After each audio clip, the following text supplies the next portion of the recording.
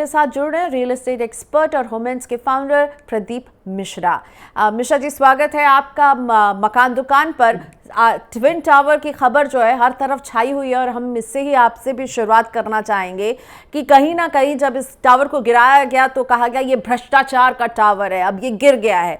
लेकिन इसके गिरने के बावजूद भ्रष्टाचार तो अभी भी है, रहेगा, क्योंकि रियल एस्टेट की एक पुरानी बीमारी है जो लंबे समय से चली आ रही है। लेकिन इस पूरे घटनाक्रम का आप रियल एस्टेट के सेक्टर पर किस तरह का असर देख रहे हैं? सेंटिमेंट्स पर क्या असर देख रहे हैं?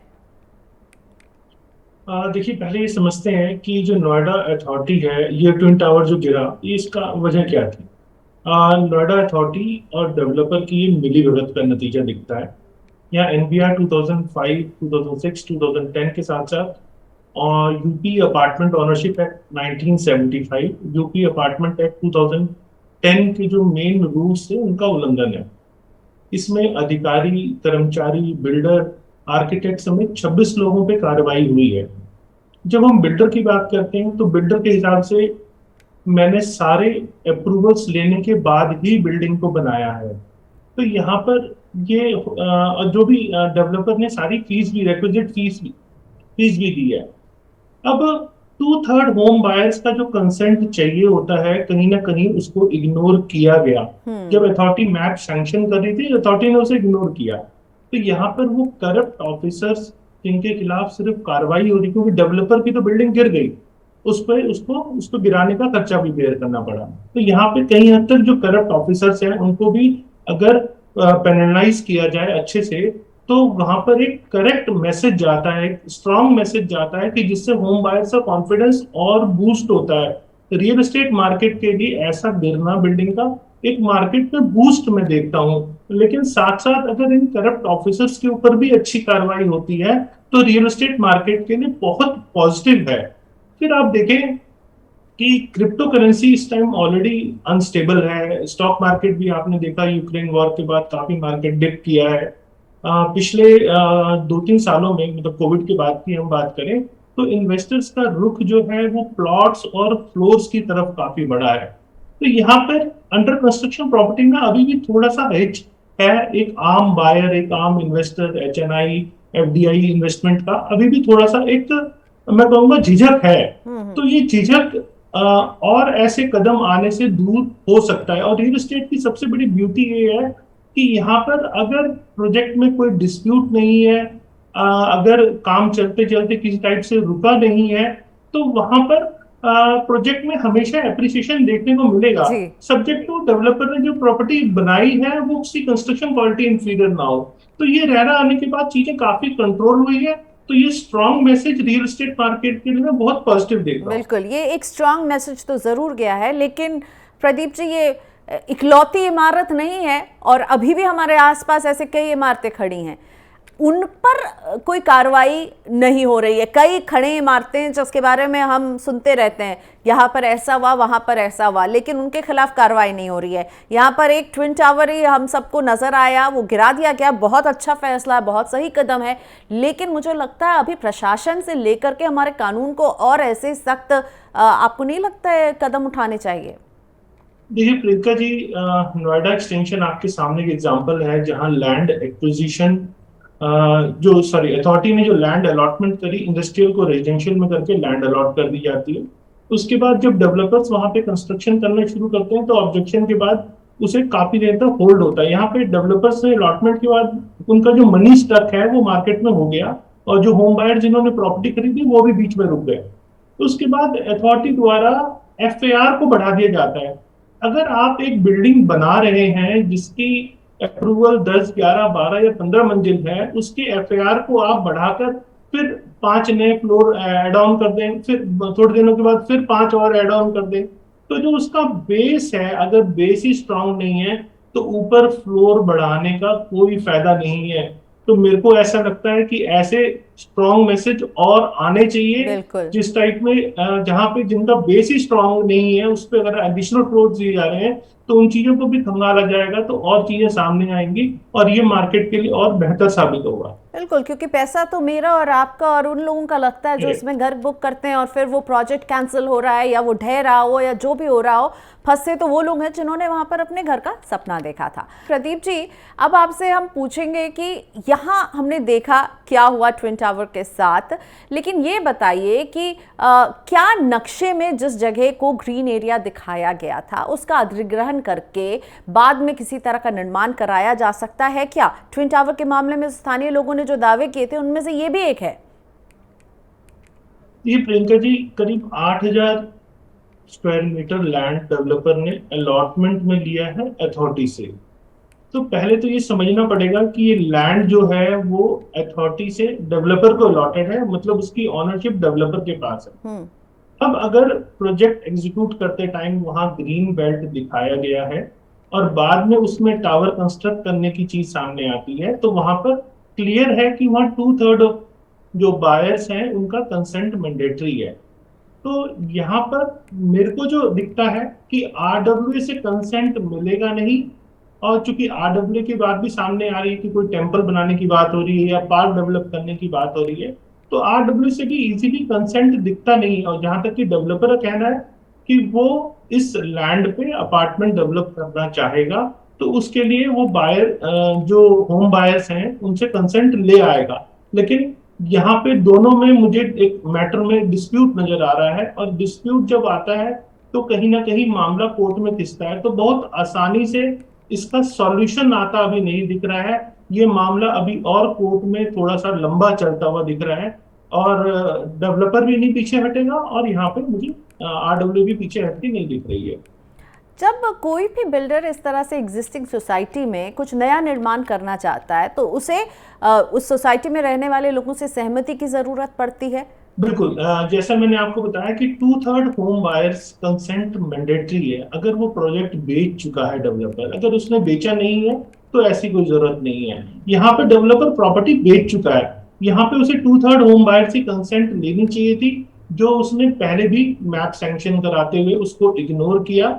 और अभी भी आप देखें तो उसे वो अब लेना पड़ेगा, क्योंकि बिल्डिंग गिर गई है तो उसे लेना पड़ेगा। यहाँ मेरे को पर्सनली लगता है कि यहाँ आरडब्ल्यू भी अलाउ नहीं करेगी और डेवलपर की भी कोशिश रहेगी, तो मामला नेचुरल सी बात है, वो मामला कोर्ट में ही जाएगा और वो लंबा थोड़ा सा खींचेगा। तो अभी पिक्चर पूरी तरह साफ होती दिख नहीं रही है। अभी अभी इमारत गिरी है, वहां बहुत धूल है, इसलिए पिक्चर अभी साफ किसी को भी नजर नहीं आ रही है मुझे लगता है।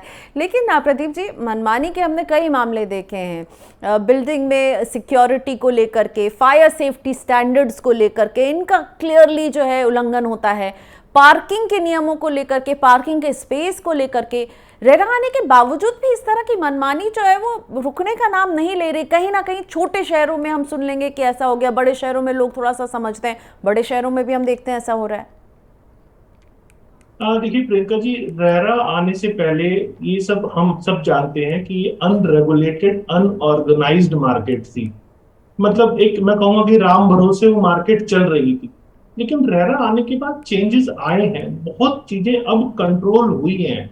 पहले आपने देखा होगा कि डेवलपर एक प्रोजेक्ट का पैसा कई प्रोजेक्ट में साइफन कर लेता था और अलग अलग प्रॉपर्टीज में इन्वेस्टमेंट करके नए नए प्रोजेक्ट्स निकालता था, और प्री लॉन्चेस वगैरह आप देखेंगे तो बड़ी आम सी बात थी। आपने देखा नोएडा में आपके सामने एग्जांपल है, आम्रपाली यूनिटेक जो है वो साइफन ऑफ फंड के कारण रुक गए प्रोजेक्ट्स।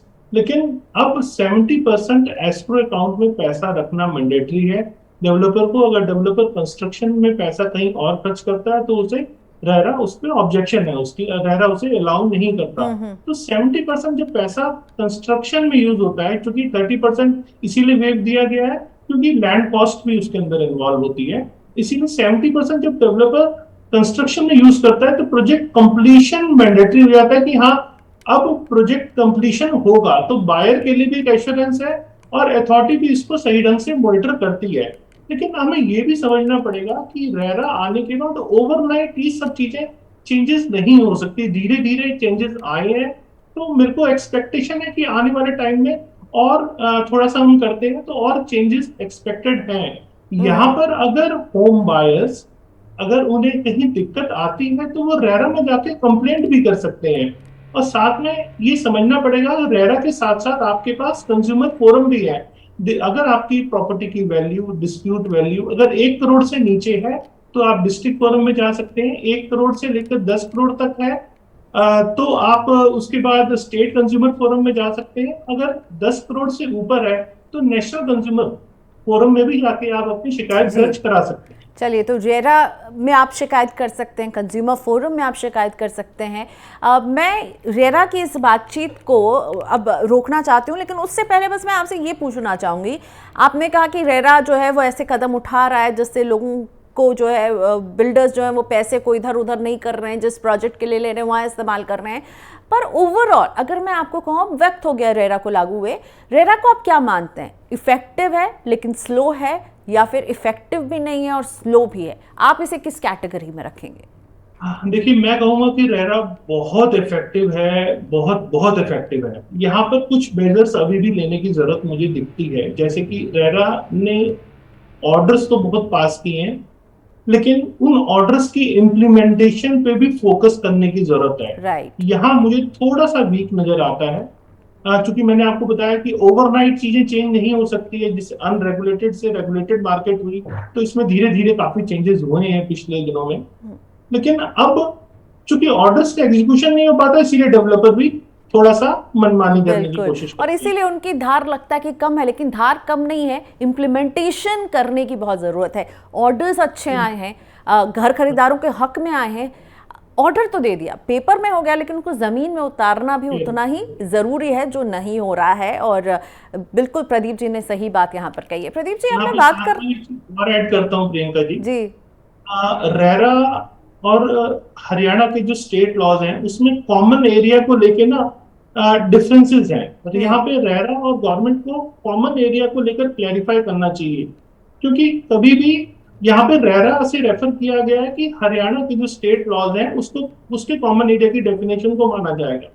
तो यहाँ मुझे लगता है कि कॉमन एरिया को लेके रेरा को थोड़ी सी और क्लैरिटी लाने की जरूरत है। साथ में जो कॉमन पब्लिक के लिए है उनके लिए अवेयरनेस प्रोग्राम और एडवर्टीजमेंट रेगुलर आनी चाहिए, जिससे लोगों को उनके हक के बारे में पता लगे और वो फिर अगर कोई डेवलपर उन्हें परेशान करता है तो वो अपने हक की लड़ाई कंज्यूमर फोरम में या रेरा में जाके जरूर लड़ सकते हैं। प्रदीप जी, अब बात करते हैं रियल एस्टेट का एक ट्रेंड जो सामने आ रहा है। एनारॉक की रिपोर्ट बता रही है कि 2022 की पहली छमाही में 7 प्रमुख शहरों में करीब 1,84,000 जो मकान बिके हैं, इसमें लग्जरी घरों की हिस्सेदारी 14% रही है। लग्जरी घरों में हम देख रहे हैं कि मतलब ये 1.5 करोड़ से भी ज़्यादा के घर होते हैं, काफ़ी मोटा इसमें बजट होता है। लग्जरी घरों में ये एक पॉजिटिव ट्रेंड जो नज़र आ रहा है, इसके पीछे आप क्या वजह देख रहे हैं?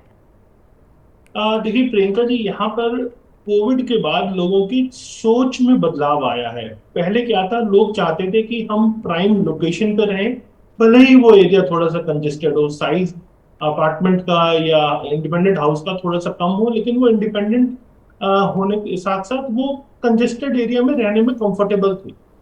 लेकिन कोविड के बाद जब उन्होंने देखा कि जब पूरी तरह से लॉकडाउन हो गया और घर में रहना पड़ा, तो लैक ऑफ एम्यूनिटी के कारण और ओपननेस ना होने के कारण बहुत दिक्कत आई। साथ में वर्क फ्रॉम होम में एक एक्स्ट्रा रूम की जरूरत भी पड़ी।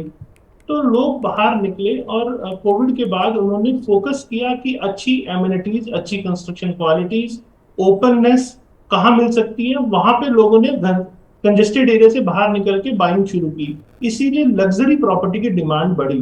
और साथ में एनआरआई जो कि इंडिया में नहीं रहना चाह रहे थे, जो इंडिया में अपना बेस फ्यूचर नहीं देख रहे थे, जब कोविड के टाइम पे वापस आए तो उनको भी समझ में आया कि इंडिया में हमें एक प्रॉपर्टी, एक अपना बेस रखना जरूरी है।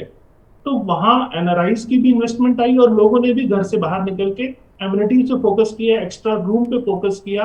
तो इसी कारण घरों की डिमांड, लग्जरी घरों की डिमांड यहाँ बढ़ी। लेकिन यहाँ बिल्कुल। चिंता की बात यह है कि पिछले 2-3 सालों में एफोर्डेबल सेगमेंट की खरीदारी थोड़ी सी कम हुई है।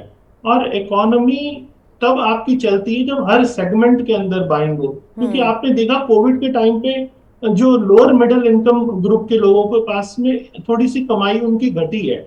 तो यहाँ मेरे को ऐसा लगता है कि उनकी कमाई भी बढ़े, गवर्नमेंट को ऐसी स्कीम्स लानी चाहिए। वैसे फेस्टिवल सीजन अब आ रहा है, तो फेस्टिवल सीजन में सभी चीजों में ज्यादातर खरीदारी देखने को मिलती है, तो जिससे इनकम जनरेट होती है, जिससे हर तबके को फायदा होता है। बिल्कुल। तो उसका रिजल्ट है कि घर खरीदारी भी बढ़ती है।